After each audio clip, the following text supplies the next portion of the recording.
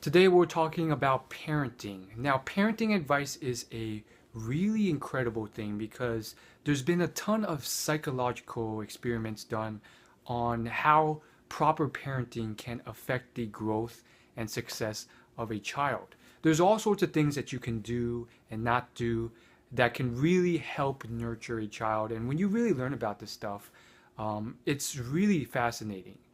So I definitely recommend you read some books on parenting. However, this video is not to just recommend you books. This video is more of just like a random discussion video, a very quick one. It really makes me wonder sometimes because there's definitely those instances out there where there are parents who they don't care about parenting advice at all, and they do all sorts of things that are completely wrong.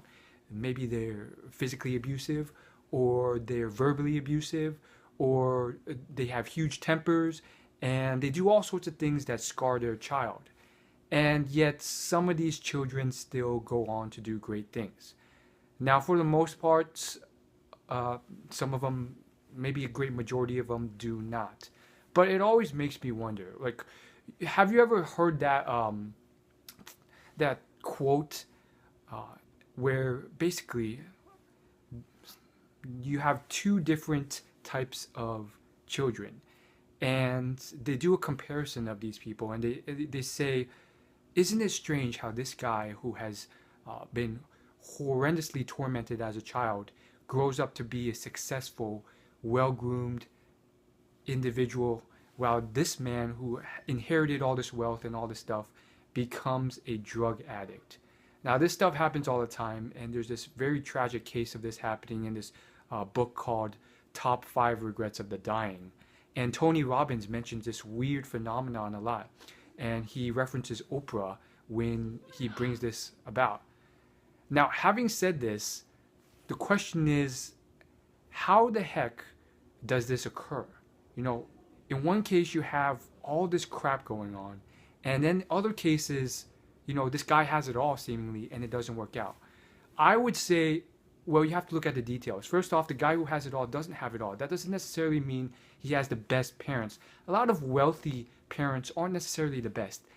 Although they're wealthy, they neglect their child. They don't teach them how to be humble and all this other stuff. Now, as far as people like Oprah who are physically and mentally abused and grow up, now that's something I admire. However, that's so tough to do, and I think it comes from personal growth and personal fulfillment. And, a lot of people in the business world and the success world, they harp on this thing of spend more time with your family.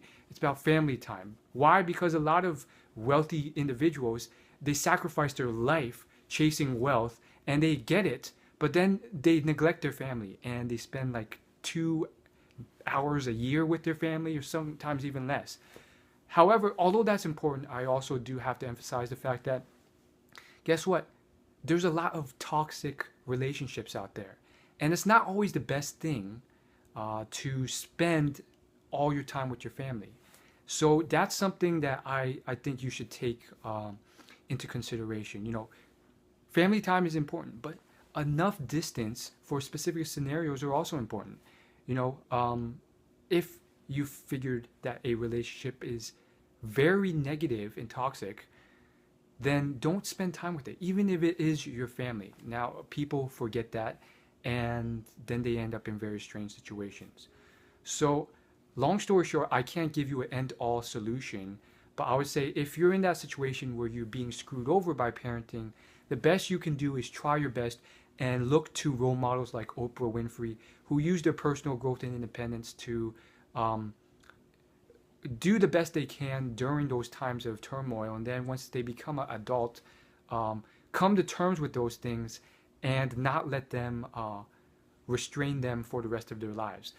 Again, you want to go to experienced psychologists and people who have degrees in this, not just this random person on YouTube, if you want like serious help. But I would say, just as advice to get you started, it might be good to seek professional help if you're in that situation. And if you can't afford that, look to role models like Oprah Winfrey, because even them, they didn't necessarily thrive during those times of physical abuse and hatred and all that stuff, but they endured it, and then they didn't let those things uh, control their life.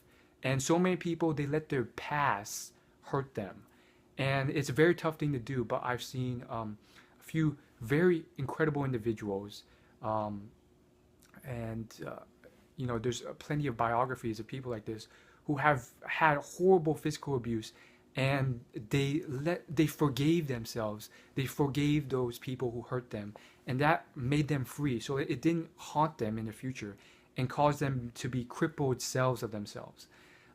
This is something that I try and work on, because I need to work on this stuff too. And one quote I say to myself is, um, you know, so you could just let people who get you down prevent you from reaching your full potential and being this incredible self because they stopped you, or they messed up your childhood, or gave you weird social tics or whatever because of your screwed up situation. Or you can forgive them and let them go and become the amazing person and fulfill your maximum potential despite that. And who cares what they do? Some of them may claim credit. Some of them may say, oh, I was the person who made that person who he is. But who cares? Deep down, you can't let those things hold you back from achieving that success. You have to move beyond that, free yourself from that, and say, okay, I can be mad at them and angry that they didn't do this and didn't do that, and therefore I'm going to just be this stunted version of myself. Or I can let go and achieve my fulfillment despite my obstacles. And people are held back for different reasons. Oh, if I achieve success, then they will take credit for it, or they'll say this when they were horrible parents or whatever. But you can't let that hold you back. Again, this is just my amateur advice, so take it with a grain of salt. Perhaps it helped, perhaps it didn't. And, try and be that parent who actually becomes the best parent that the child can be. And some of the advice or results found in experiments is counterintuitive. Things like the fact that you should encourage failure in your child and celebrate failure and let them know that failure is okay. So read the books and go to the experts. I'm just a middleman, as you will. Thanks for watching. I'll see you later. Peace.